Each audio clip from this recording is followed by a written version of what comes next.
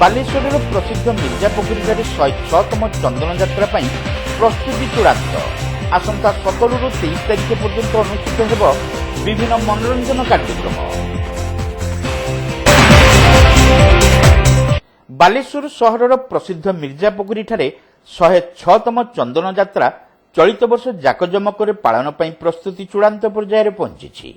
ଆସନ୍ତା 17 ତାରିଖରୁ 23 ତାରିଖ ପର୍ଯ୍ୟନ୍ତ ବିଭିନ୍ନ ମନୋରଞ୍ଜନ ଭିତ୍ତିକ କାର୍ଯ୍ୟକ୍ରମକୁ ନେଇ ଏହି ଚନ୍ଦନ ଯାତ୍ରା ଅନୁଷ୍ଠିତ ହେବ ବୋଲି ଉତ୍ସବ କମିଟିର ସଭାପତି ପଦ୍ମଲୋଚନ ଲେଙ୍କା ଓ କାର୍ଯ୍ୟକାରୀ ସଭାପତି ଲକ୍ଷ୍ମୀନାରାୟଣ ମହାନ୍ତି ଆୟୋଜିତ ଏକ ସାମ୍ବାଦିକ ସମ୍ମିଳନୀରେ ସୂଚନା ଦେଇଛନ୍ତି।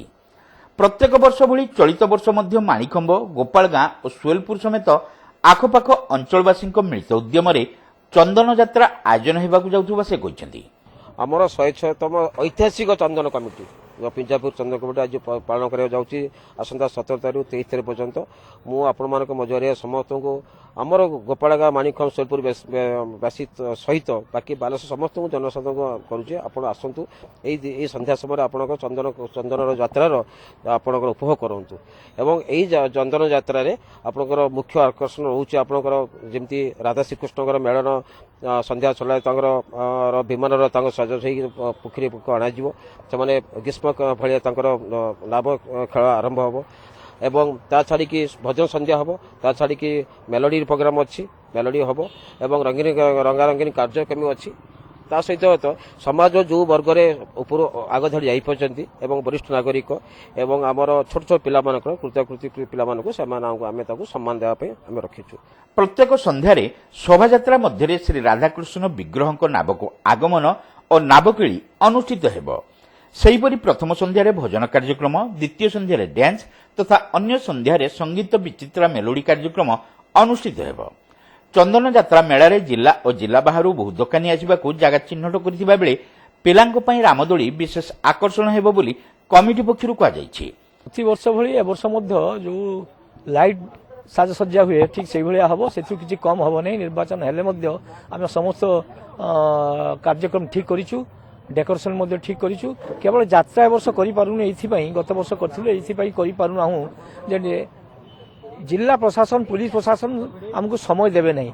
ରାତି 10ଟା ପରେ ବନ୍ଦ କରିଦିଆଯିବ। ବନ୍ଦ ହେଇସାରିଲା ପରେ ଯେଉଁ ସେମାନେ ଅଧା କରିଥିବେ ଲୋକ ବିରକ୍ତ ହେଇଯିବେ, ତେଣୁ ସେଟା ଯାତ୍ରାଟା ବନ୍ଦ କରିଛୁ, ମେଲୋଡି କରିଛୁ। ଆଉ ଯେଉଁଭଳି ଭାବରେ ପ୍ରତିବର୍ଷ ହୁଏ ଠିକ୍ ସେଇଭଳିଆ ହେବ, କିଛି କମିବ ନାହିଁ।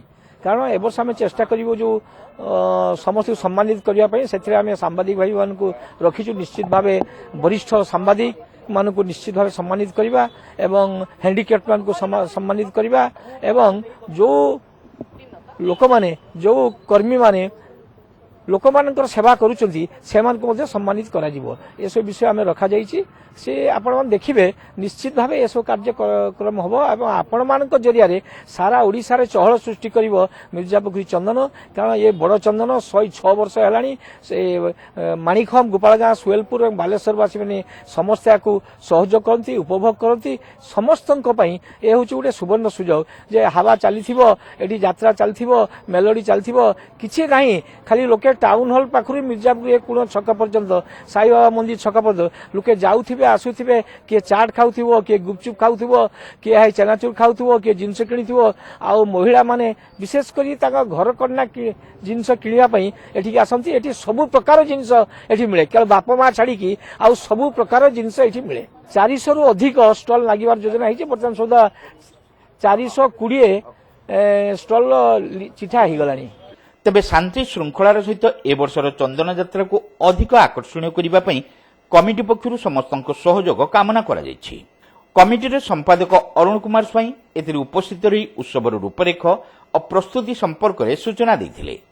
ବିଶେଷ କରି ଏହି ଉତ୍ସବ ପାଳନରେ ଅତ୍ୟଧିକ ଜନଗହଳି ହେବା ସମୟରେ ଶାନ୍ତି ଶୃଙ୍ଖଳା ରକ୍ଷା ପାଇଁ କମିଟିର କର୍ମକର୍ତ୍ତାମାନେ ପ୍ରଶାସନ ସହିତ ଜନସାଧାରଣଙ୍କ ସହଯୋଗ କାମନା କରିଥିଲେ। ଗୋପାଳଗାଁ, ମାଣିଖମ୍ବ, ସୁଏଲପୁର ସମସ୍ତେ ଆମେ ମିଶିକି ଗ୍ରାମବାସୀ ମାନେ 106 ବର୍ଷ ଧରିକି ଏଟାକୁ କାର୍ଯ୍ୟକ୍ରମ କରି ଆସୁଛୁ। ଆମେ ଆଶାବାଦୀ ଯେ ଏଥର ଖୁବ ଭଲ ଭାବେ ଚନ୍ଦନ ମିର୍ଜାପୁର ଚନ୍ଦନ ଭଲ ଭାବେ ହେବ। ବିଭିନ୍ନ ପ୍ରକାର ସାଂସ୍କୃତିକ କାର୍ଯ୍ୟକ୍ରମ ହେବ ଏବଂ ବାଲେଶ୍ୱରରେ ସମସ୍ତେ ଜାଣିବେ ପୁଣି ମିର୍ଜାପୁର ଚନ୍ଦନ ଆଗ ବର୍ଷ ଯାହା ହେଇଥିଲା ତାଠୁ ଅଧିକା ସୁନ୍ଦର ରହୁଛୁ ଏବଂ ଶାନ୍ତି ଶୃଙ୍ଖଳାରେ ରହୁଛୁ।